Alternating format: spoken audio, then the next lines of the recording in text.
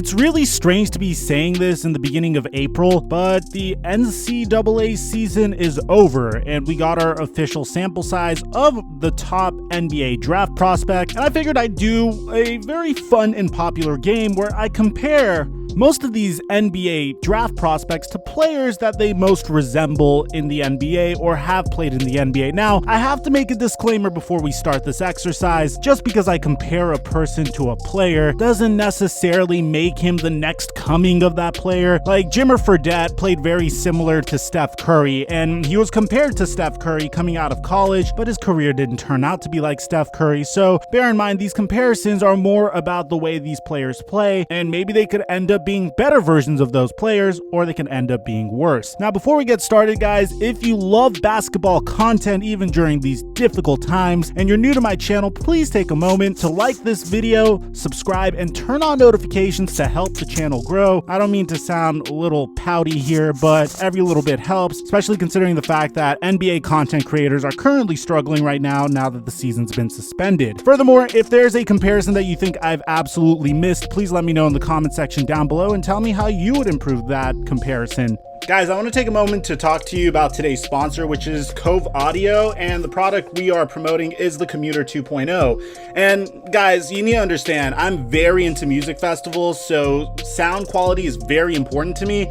And the one thing that separates this speaker from my old portable speaker, which is in the garbage right now, by the way, is the fact that I could do this.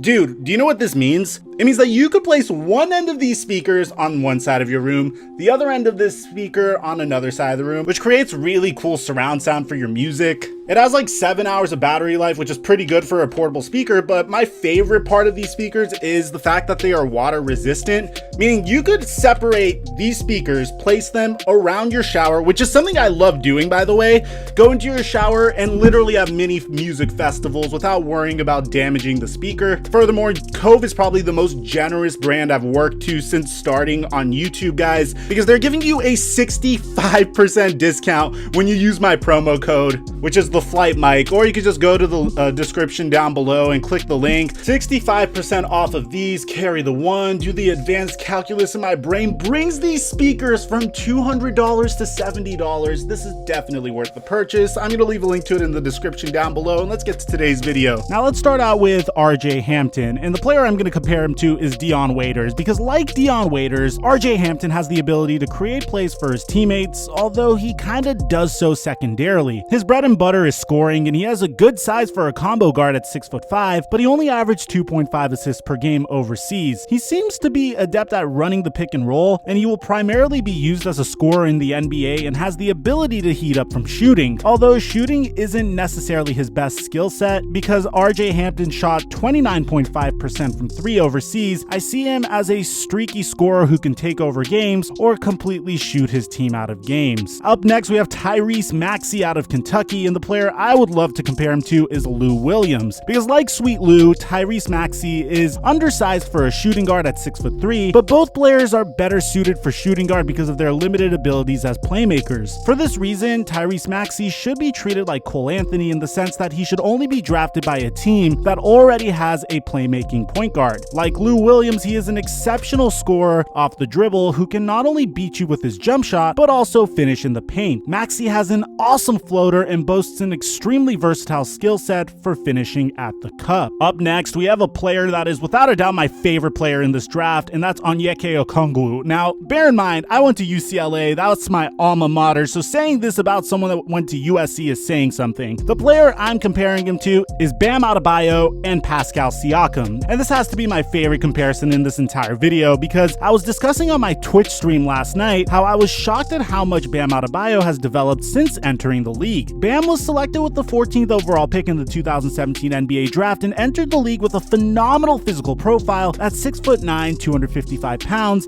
and a 7'3" wingspan. Meanwhile, Onyeka Okongwu will be entering the league at 6'9", 245 pounds, and a 7-foot wingspan. Both are tremendous at finishing at the basket and can both score off of cuts, pick and rolls, and post-entry passes. Okongwu showed an ability to face up as well during his year at USC, and also showed an ability to handle the ball, which is why I compared him to Pascal Siakam. Although that ability was suppressed by USC, I hope whatever team drafts him builds upon his hybrid forward potential. Okongwu is also an elite defender and rim protector, and in my opinion, he is the biggest sleeper in this entire draft class with the potential to be the best player in this entire draft class. Up next, we have Killian Hayes, and the player I would like to compare him to is D'Angelo Russell, because both of these players are large, left-handed playmaking combo guards and have demonstrated a phenomenal ability to handle the ball, create plays for their teammates, and score the basketball. D'Angelo Russell has made 16 of 23 of his takes to the basket since getting traded to the Minnesota Timberwolves, and Killian Hayes is notorious overseas for his ability to finish around the cup. Both players aren't really that athletic, and both players use a certain craftiness with their dribble moves and angles to convert around the basket. Now, D'Angelo Russell is significantly better at handling the ball than Killian Hayes, but Hayes has the potential to reach his level. They both demonstrate exceptional vision and know how to hit their teammates in stride as they come off of ball screens, but what Hayes lacks in D'Angelo Russell's ball handling, he makes up for with an even better playmaking ability. Next, I have the biggest boomer bust player in this entire draft, and that's Deni Avdija. Now, the player I would like to compare him to is Luka Doncic and Gordon Hayward. And look, like I said in the beginning of the video, I'm not saying that Deni is going to be the next coming of Luka because that will be unfair, but the two forwards have a ton in common other than playing internationally prior to making the jump to the NBA. Like Luka, Deni is an unathletic playmaking forward who averaged 5.3 assists with Israel. He's known for a tremendous basketball IQ and is a playmaker just like Luka. In addition to this, Deni can score in a myriad of different ways. In Maccabi Tel Aviv, he primarily scored on catch and shoot opportunities in addition to cuts to the basket and fast break opportunities, but in the under-20 European Championship, he's shown the ability to pull up,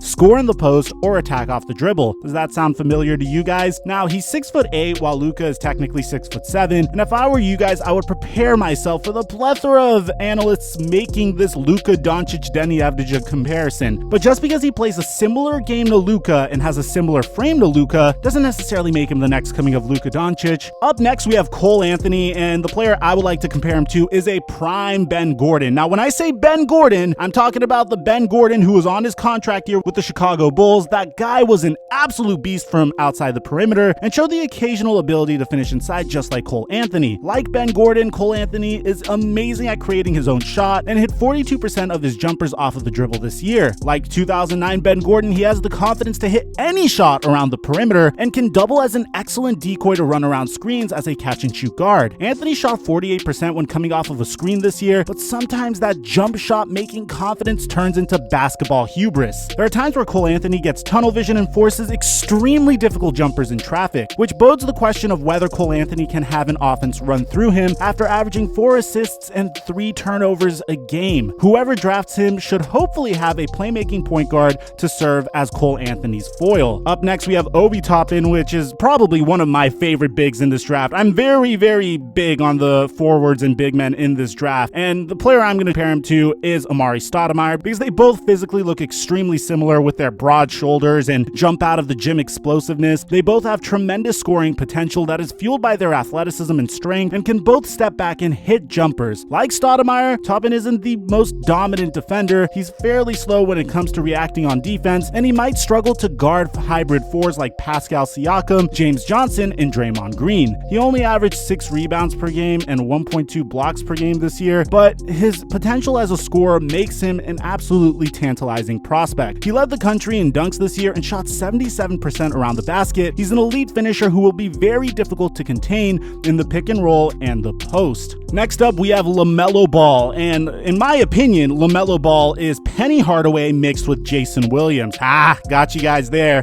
One of the more underrated features of the youngest Ball brother is his growth spurt. He's no longer the little freshman that was dominating other high school teams with his brothers in Chino Hills. LaMelo Ball is 6'7", and with that 6'7" frame came the ability to finish at the rim. LaMelo excels at the three-point jumper, and he's shown multiple times that he has the ability to make deep three-pointers. He isn't the most athletic guard, but he definitely has all the tools. Like Jason Williams, LaMelo Ball loves to make flashy passes, and just like his brother Lonzo, his teammates will love to play with him. I expect him to be way better than his brother due to his finishing ability. Next up, we have James Wiseman, and the only player I see in James Wiseman is Hassan Whiteside. If you compare their physical profiles, you'll get why. Wiseman is 7'1", 240 pounds and has a 7'6" wingspan, whereas Whiteside is 7 foot, 235 pounds and has a 7'7" wingspan. Something that you guys should know, after Whiteside's freshman year at Marshall, he was projected to be the #1 overall pick if he declared for the draft that year, but he elected to stay another year at Marshall and his draft stock diminished, and he ended up getting drafted in the second round by the Sacramento Kings. Now, bear in mind, Hassan Whiteside led the league in blocks this year and is ranked #2 in the league in rebounds. Wiseman moves around the floor with a little bit more grace than Hassan Whiteside, a grace that kind of reminds me a little bit of Anthony Davis. So he has the potential to be an even better rebounder than Whiteside and an even better shot blocker than Whiteside. In regards to scoring, Whiteside typically scores off of pick and rolls, backdoor cuts, post-ups, and second chance opportunities following an offensive rebound. But the problem is, Whiteside and James Wiseman is more of a traditional center. In my opinion, I don't see Wiseman becoming an all-star. Rather, I see him becoming an above average or even a great starter. The reason for this is it's impossible to run your offense through James Wiseman. I've said multiple times that I hope the Golden State Warriors draft him because they won't need James Wiseman to step outside and hit three-pointers, which he does not have the ability to do so, nor would they need him to make plays for other teammates. And this year's potential #1 overall pick is Anthony Edwards, and the player I would like to compare him to, or players I would like to compare him to, is if Victor Oladipo had a child with Zach LaVine and J.R. Smith and they turned into some sort of like morphed basketball player, you would get Anthony Edwards. Yeah, I know that kind of sounded a little weird, but Edwards showed an elite scoring ability like Zach LaVine and J.R. Smith, but if he doesn't get going early on, then he can be a complete non-factor in the game. He loves to pull up from three, and when that three-pointer is falling, he is very difficult to stop. Just like Victor Oladipo and Zach LaVine, Anthony Edwards is 6'5". Edwards is an extremely average defender like Zach LaVine, but he does possess the potential because of his 6'9" wingspan. It's very likely that Edwards may have taken some plays off on defense to truly show his elite offensive skill set to get him drafted higher. After all, Georgia isn't necessarily known for grooming elite NBA talent. He oozes athleticism like Zach LaVine and a young J.R. Smith as well. Now, those are my comparisons. I wanted to do more players, but I didn't want this video to get too long, so leave a like if you want to see a part 2 to this video. And if you felt like I completely botched any player comparison, let me know in the comment section down below. I'm your boy, TheFlightMike, and I'll catch you guys on the next upload.